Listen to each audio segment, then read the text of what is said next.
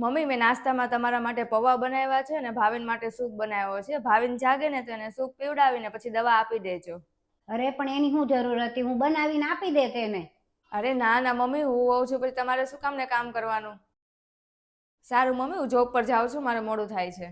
હા હા, સાચવીને જાજે. મનીષા, મનીષા. લે ભાવિન, તું ઉઠી ગયો? મમ્મી મનીષા ક્યાં ગઈ?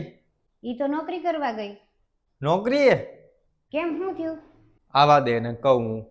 પણ કેમ આટલો બધો ગુસ્સામાં છું? અરે પણ મમ્મી એને એટલી ન ખબર પડે કે મને તાવ આવે છે કાલનો ને ઈ ન્યા નોકરીએ વઈ ગઈ અત્યારે. અરે પણ તું શાંતિ રાખ ને, બેસ અહીંયા. એમ નહીં, પણ મમ્મી તમે વિચારો કે એક પત્ની ને એના પતિ હોય તોય નોકરીએ વયું જવાનું કાંઈ ચિંતા જ નહીં.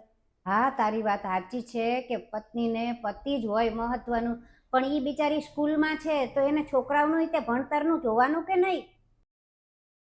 અને એક શિક્ષક માટે મા બાપ, ભાઈ બહેન કે કોઈ પણ કરતાંય વધારે જરૂરી છે છોકરાઓનું ભણતર. હા, મને ખબર છે કે તારી તબિયત ખરાબ છે ને તું ગુસ્સો કરે એ બરાબર જ છે, પણ તું તારી જાતને એની જગ્યાએ જોઈને તો રાખીને તો જો. તો તને ખબર પડશે કે એ એકલી બિચારી કેટલું કરે છે, આ ઘરનું કામ, તારી દેખરેખ, છોકરાઓને ભણાવવાનું, ને અત્યારે બરાબર પરીક્ષા છે તો છોકરાઓનું ભણતર તો વધારે જરૂરી છે ને. અને તને ખબર નથી કે તારી તબિયત જ ખરાબ છે એવું નથી, એની તબિયત ખરાબ છે, ખબર છે તને? અરે શું થયું મનીષા, તબિયત ન થારી? અરે ના મમ્મી, થોડુંક તાવ જેવું છે પણ થઈ જશે સરખું. અરે પણ તાવ હોય તો મને કહેવાય તો ખરા ને.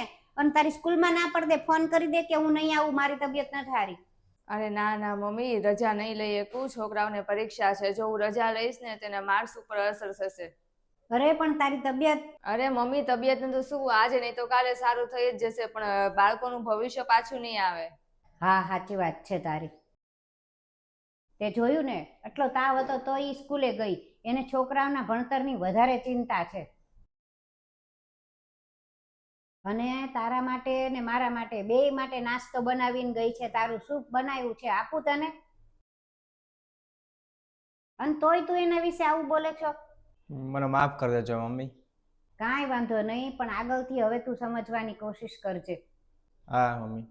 હાલ હવે ફટાફટ હાથ પગ ધોઈ લે, પછી તારી હાટું નાસ્તો બનાવી દઉં, સૂપ આપી દઉં અને પછી તને દવાઈ આપી દઉં.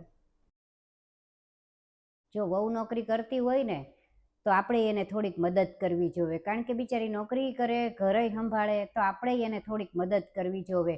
અને આપણે એની જગ્યાએ રહીને જોવું જોઈએ કે કેટલી એને તકલીફ પડે છે, એ માંદી થાય, હાજી થાય, તો આપણે એને બધી રીતે મદદ કરવી જોઈએ. અને જોયા જાણ્યા વગર કાંઈ પણ એને કહી ન દેવાય. પેલા આપણે એની પરિસ્થિતિ જોવી જોઈએ, પછી આપણે બધું વિચારીને એને કહેવું જોઈએ. અને નોકરી કરવી કાંઈ હેલી નથી, ન્યાય બિચારીને આખો દિવસ બધું કામ કરવું પડે અને ઘરે આવીને ઘરનું કામ કરવું પડે, તો આપણે એને દરેક રીતે મદદ કરીએ અને કામમાં આપણે એને જે પ્રમાણે હોય આપણે કરીએ કે એ પ્રમાણે કરી દઈએ તો એને સારું લાગે. અને વિડીયો ગમ્યો હોય તો લાઈક, શેર ને કમેન્ટ જરૂર કરજો.